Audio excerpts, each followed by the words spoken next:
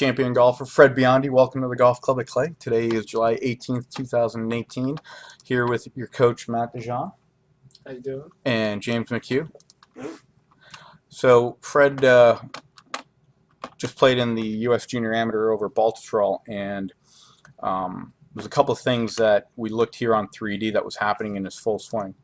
One, if we draw a bubble around his head, as you took it away, he's got a very nice centered pivot, but as he comes down, you'll start seeing that the right knee starts to flex excessively coming down, and the head starts dipping, moving backwards. And by the time he's at the golf ball at impact, the center of the shoulder turn is 1.3 inches back from where it started. And the center of the pelvis is only 1.8 inches forward, so he's only slid a little bit, but his height's dropped down because his right knee at impact has bent 33 degrees. So what we asked you to do, Fred, it wasn't too hard. By the time you take it to the top of the backswing and you're changing flex in your knees, we're asking for your right knee not to regain any flex. Of course it's going to regain some, but the feeling of keeping the right knee joint taller, more extended, right, keeps the head stable, more up in the bubble, more forward in the bubble. You can see the difference when we overlay the two here. And then by the time you get it to impact,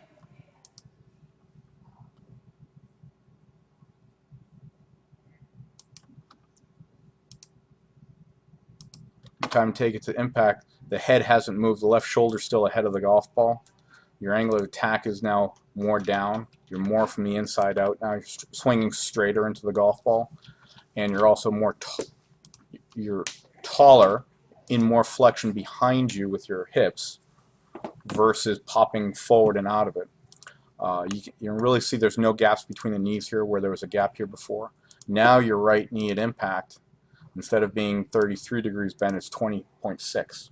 So it's a lot straighter coming down. It'll still bend, but it's going to feel straighter. That allows the exit to be even better coming through, and there's no gap here.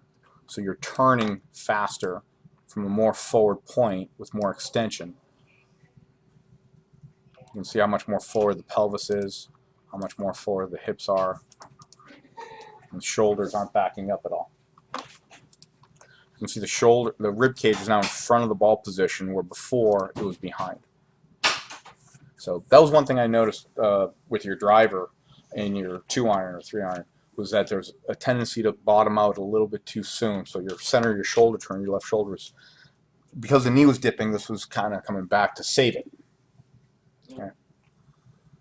Questions or comments, Fred? Not really. Maddie? That's great.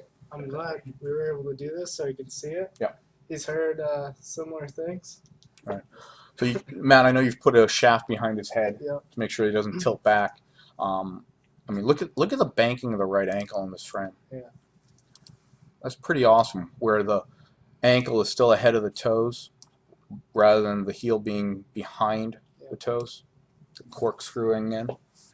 This way the pelvis is more and the thoracic spine are both more extended, more forward, which I really like here a lot. Yeah, it's a big deal, I think. I do too. Awesome. Fred, great job, sir. Thank you. Thank you, Michael.